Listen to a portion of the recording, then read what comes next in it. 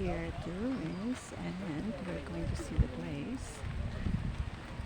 This is it.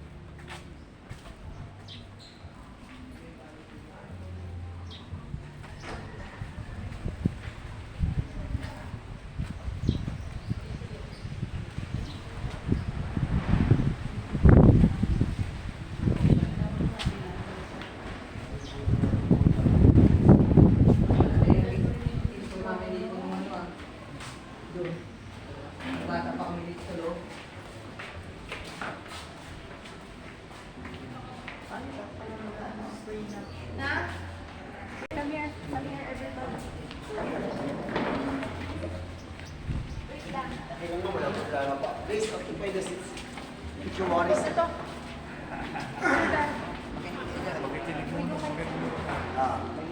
Hi, ma'am. Okay, we got a tourist So, guide yung here. first time dito, first time. Madami dito. O, nakapunta na? 15 years ago. 15 years ago. Hindi ako pagula. Oh. Ano ka pa na, no?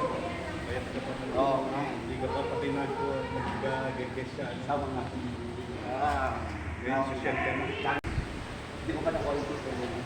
Kaya pag-isa. Nagapagmana. Okay. Good morning everyone. For those who are willing to join pa, guided tour, you can join with us. Sponsor this for everybody. For those who are willing to join pa, guided tour, please join with us. Okay.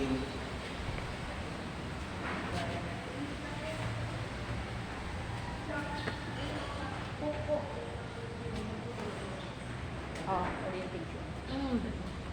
Sit down because this, Okay, well, by the way, before I formally to start with tour, I have rules and regulations here. You are not allowed to take photos and videos if you don't have cell phones. So that's all right. Anyway, well, good morning, everybody. I would like first to introduce myself. Name is Roger, and everybody, welcome to my mansion. Welcome to the mansion of Don Mariano Ledesma Lacson, or popularly known as The Ruins, where before getting tour around the place, I will give you first a brief information about the family history of Don Mariano. Well, Don Mariano Ledesma Lacson is the youngest among the 8 children of Lucio Lacson and Clara Ledesma, who hailed from Molo, Iloilo.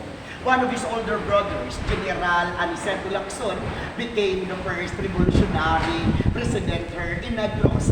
So there, Bacolod, if you noticed, we have Lacson Street there that was named after him.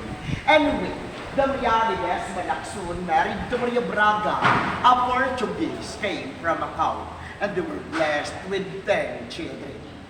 Not so productive, just 10 children, including the former governor of Negros, Rafael Lacson. But after giving birth to her 10th child, and upon hearing for full term 11 pregnancy, Maria Braga died because of an accident, and both mother and child were lost. But don't be sad, Don Mariano married again to Concepcion Diaz, a Filipina from Talisay, and is not contented with 10, he added 3 more. So all in all, Mariano had 13 children. But you know what? He can afford to have a big family because as far as I know, he was a very rich man. He was a sugar baron. He owned 440 hectares of sugarcane plantation here in Negros. But he partitioned it into his 10 children. That 3 are not included. because they just prioritized before it's just the first family. So only the 10 who divided the 440 hectares of Dolorian, and to be fair, by drawing of lots or by lottery on it. These properties or this mansion went to Mercedes Lacson, but she married to Manuel Havillana from Haro, Iloilo. And guess what? They were blessed also with 12 children. Of course, they don't have television that time. And in the 44 acres of Mercedes, she divided also into her 12 children at the same way by lottery again.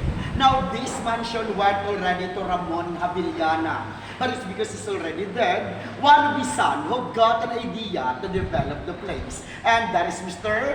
Raymond Havillana. It means this is already owned by the Havillana family, managed by Mr. Raymond Havillana, a great-grandson of Don Mariano Ledesma Lacson. Well, this mansion was built in 1920. Today is already a 103 years old mansion. But in 1942, that's in early part of World War II, Japanese-American War. When the USAP arrived there, or United States Armed Forces the Far East, then they recruited locals and called themselves as guerrillas. Their instructions that time that involved burning all the structures that could possibly be used by the Japanese as their headquarters or garrison. It means they burned this mansion intentionally with consent of the family to prevent or to stop the Japanese forces from using it as their headquarters. But you know guys, it's still a very good idea that they burned the house. At least I have job right actually. Now imagine guys, it took 3 days before this burn. 3 days of burning, 3 days of fire. On the first day that they attempt to burn this house, they used 3 drums of gasoline, but nothing happened. They come back again with 2 drums of gasoline, but mixed already in 4 drums of used oil. After 3 days, all the wooden parts of this burned. Maybe one of the reasons because of the hard woods. Imagine 2-inch thick wooden floors, a meter wide and 20.5 meters long with no joint. And that's made of Nara, Tindalo, and Camagong trees. All hardwoods. But all the tiles that you can see right now are still original from Spain. And they call this Machuca tiles, the hardest, the famous, and the most expensive tiles during that time. By the way, this is a 903 square meter floor area of the mansion, 450 up, 450 down, composed of 10 rooms. 10 rooms including the master's bedroom and the family room. So come with me, ma'am, sir. As is supposed to be part of the house. It's over, guys. By the way, ma'am, sir, these are the rooms of the mansion before. 1, 2, 3, 4. That's the rooms for the girls upstairs and 4 for the boys upstairs. The family room and the master's bedroom, left and right upstairs. That is the living room and that is the dining area. But out of 10 rooms, they have only 2 comfort rooms. Why? Because during that time, instead of comfort room for every room, they used bed farms, or we call that arumona. And common in Spanish homes before that between their dining room and the kitchen, they have their own small arch window. And they put that window to facilitate the movement of the foods and to minimize the foot traffic in and out of the kitchen. And besides, one of their table manners during that time, they don't want to start to eat if there's a servant in front of them. Especially if you're not good cooking. So all the servant should be inside of the kitchen. It means inside of that small arch window is supposed to be their kitchen, but that is already my room.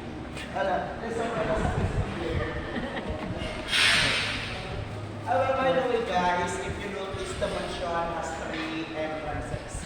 The main entrance, the side and the back entrance. Main entrance is intended for the visitors only. Side entrance is for their children. Back entrance is for their servant. Where did you pass the different side? Oh, you're part of the servant. Basically, their side entrance is their original staircase going up and obviously going down. That one staircase thing. And you can see a small room upstairs, ma'am, sir. That's a very special room in this mansion. And that room called Belvedere. What is Belvedere? I think it's a French word. It means it can afford a beautiful view. So that's the place where every 5:30 in the afternoon, they gather together just to watch the sunset. And that's the place where Don Mariano stands and look around and said, as far as my eyes can see, that's mine. Well, according to Philippine history, that's the way how they got their properties during that time. They're just pointing their fingers, that's their properties. As far as your eyes can see, that's your properties, especially if you are educated or if you are knowledgeable. But you know guys, if that's the way how they got their properties during that time, for me, it's unfair. Why? Because you are lucky for if you are farsighted. There's someone else here.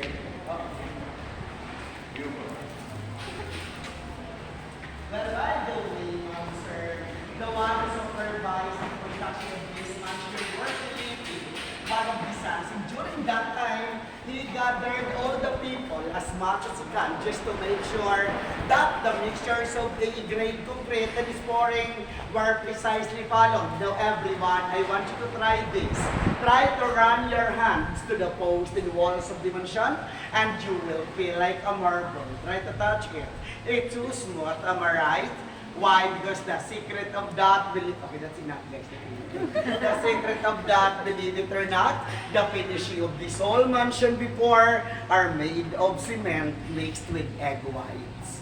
And their finishing before, they don't use water, and instead of water, they used egg whites. Well, even in old cathedrals, old churches during that time, when they're building a church, they used also egg white because they made that as their binder.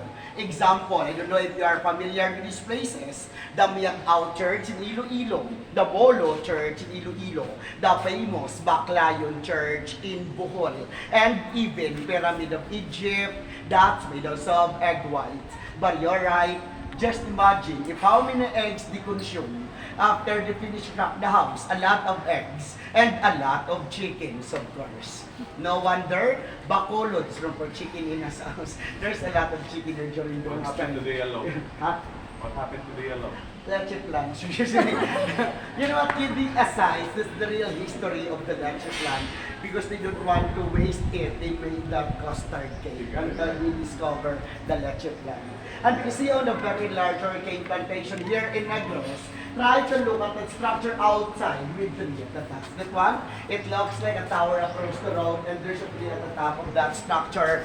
Okay, do you have an idea, Ma'am Sir, what structure is that? Okay, me too, I don't know. By the way, guys, that is the chimney. Smokestack. Chimney of their Muscovado sugar mill. Or they made their own Muscovado sugar. During that time, manually, no machines. Carabao is the one who turned around there to extract the juice from the sugar cane using the two big stone, or we call it molino. They will put it in a large box. They cook it, it becomes Muscovado sugar. In Spanish words, they call that máquina de vapor, de horno económico. It's hard for you. Okay, aso karera in the future. Well, part also of this mansion is that original fountain since 1920.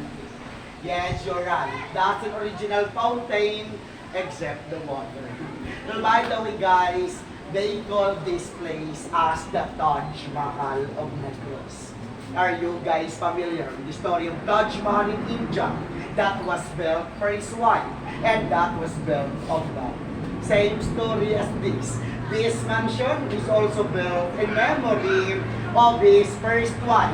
In fact, because of love and admiration of Don Mariano to his deceased wife, Maria Braga, he molded their initials in every post of the house. Do you want to see that one?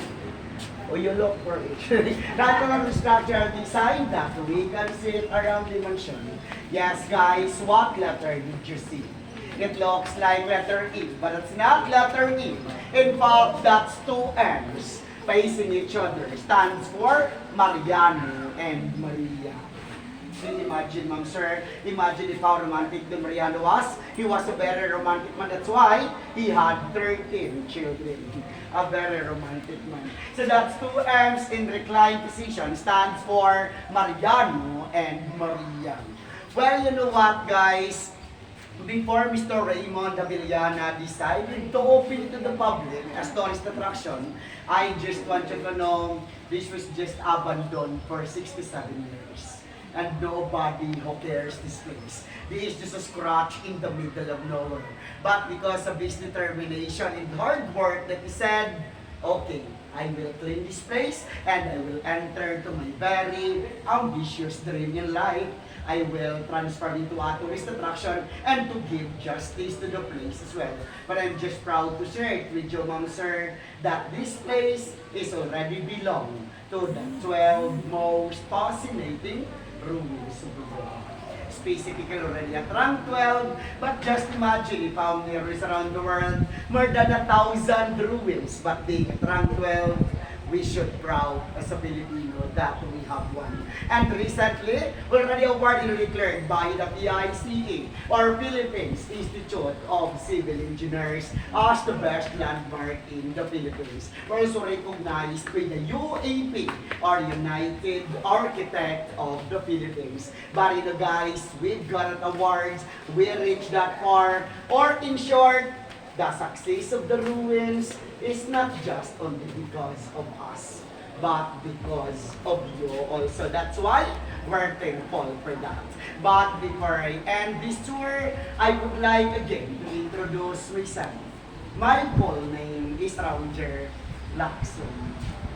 But I'm not a Vietnamese family because my Lacson is L-A-K. S-O-O-N. I'm just the local version. Maybe if the owner of this place is a great-grandchild, I am an in-grandchild. And now, part the benefit of the souvenir shop in a restaurant over there. Ma'am, sir, I'm inviting you to please visit our restaurant because I am planning to burn that. But hey guys, I will take this opportunity to accommodate questions. Do you have any questions, ma'am, sir?